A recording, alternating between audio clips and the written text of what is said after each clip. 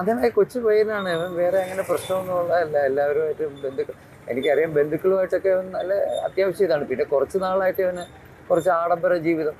ഇവൻ പൈസ ചോദിക്കുന്നു, എല്ലാവരുടെ പൈസ ചോദിക്കും എന്നാണ് അറിയാൻ കഴിഞ്ഞത്. ഇപ്പം എൻ്റെ വൈഫിൻ്റെ ബന്ധുവാണ്.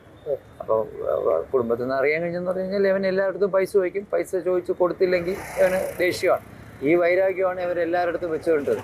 അപ്പോൾ ഇവനെ ചിലവിന് കൊടുക്കാൻ ജീവിക്കാൻ മാർഗ്ഗമില്ലാതെ ഒരു പെൺകുട്ടിയെ കൂടെ വിളിച്ചുകൊണ്ട് വന്നു. 3-4 ദിവസമുള്ള ഒരു പെൺകുട്ടിയെ കൂടെ വിളിച്ചുകൊണ്ട് വന്നപ്പോൾ ഇവർ എല്ലാവരും എതിർത്തു. ഈ കൊച്ചച്ഛനെന്ന് പറയുന്നത്, കൊച്ചച്ഛനെയാണ് അവൻ ഉപദ്രവിച്ചിരിക്കുന്നത്. വലിയച്ഛനെ ഉപദ്രവിച്ചെന്ന് പറഞ്ഞു കഴിഞ്ഞാൽ അവരൊക്കെ ഇതിനെ എതിർക്കുക, കൊണ്ടാക്കാന്നൊക്കെ പറഞ്ഞു. അപ്പോൾ അവരെ ഉപദേശിക്കുക ചെയ്യുമായിരുന്നു. അപ്പോൾ ഇവരുടെയൊക്കെ വിചാരം മോനല്ലേ, മോനാകുമ്പം പറഞ്ഞാൽ കേൾക്കും എന്നുള്ള രീതിയിൽ കുട്ടികളിൽ 23 വയസ്സും 22, 20 വയസ്സായ പിള്ളേരുടെ അടുത്തൊക്കെ നമ്മൾ ഉപദേശിക്കുന്ന രൂപമാണ്. അവൻ ഇതെല്ലാം വൈരാഗ്യമായിട്ട് കൊണ്ടിട്ടുണ്ട്. അവൻ ഡ്രഗ്സിൻ്റെ അടിമയാണ്.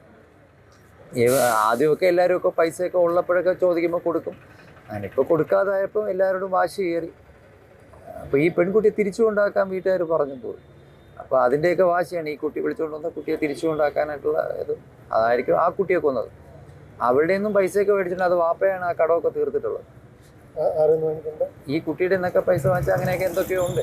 പല കടങ്ങളും അദ്ദേഹം പൈസ ഉണ്ടായിരുന്നപ്പം കടമൊക്കെ തീർത്തിട്ടുണ്ട്. പക്ഷേ ഇതിപ്പം പുള്ളിക്ക് പോലും ഗൾഫിൽ നിന്ന് തിരിച്ചു വരാൻ പറ്റാത്ത അവസ്ഥയിലാണ് നിൽക്കുന്നത്, കടം. അപ്പോൾ അതുകൊണ്ടിപ്പോൾ ആരും പുള്ളിക്ക് വീട്ടിൽ നിന്ന് പൈസയൊന്നും കിട്ടത്തില്ല.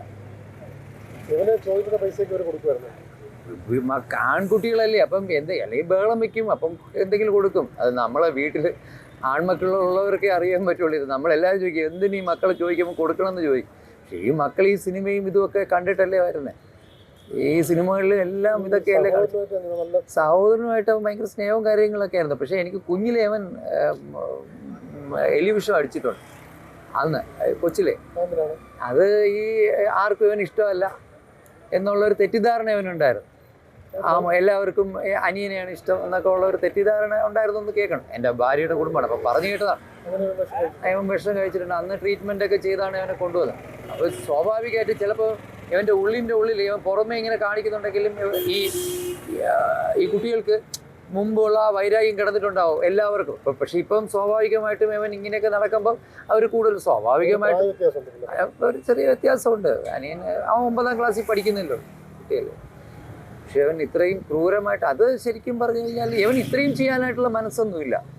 നോർമലി അങ്ങനെ ഒരു ക്രിമിനൽ ഇതല്ല ഇവൻ. ഈ ഡ്രഗ്സിൻ്റെ അഡിക്ഷനിലൂടെ ഇവൻ ഇങ്ങോട്ട് ഇങ്ങനെ കിട്ടാതിരുന്നപ്പോൾ വയലൻ്റ് ബൈപ്പോളറായിരിക്കും.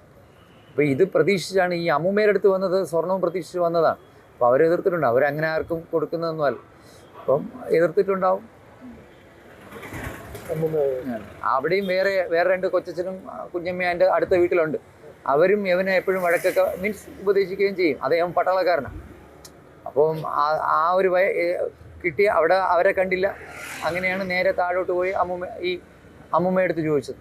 അമ്മൂമ്മ കൊടുത്തില്ല, അവരെ കൊന്നു. അത് കഴിഞ്ഞിട്ടായിരിക്കും ഇപ്പം ഇവൻ കൊലപാതകത്തിന് ശേഷം ഇവന് പേടി തോന്നിയിട്ടുണ്ടാവും. അങ്ങനെ ആയിരിക്കും വീട്ടിൽ ചെന്ന്. അപ്പോൾ വീട്ടുകാരെല്ലാവരും കൂടെ പറഞ്ഞ് പെൺകുട്ടിയെ തിരിച്ച് ഇങ്ങനെ ഈ പെൺകുട്ടിയെ ഇങ്ങനെ വീട്ടിൽ നിർത്താൻ പറ്റില്ല, കൊണ്ടുപോകാനൊക്കെ പറഞ്ഞിട്ടുണ്ടാവും.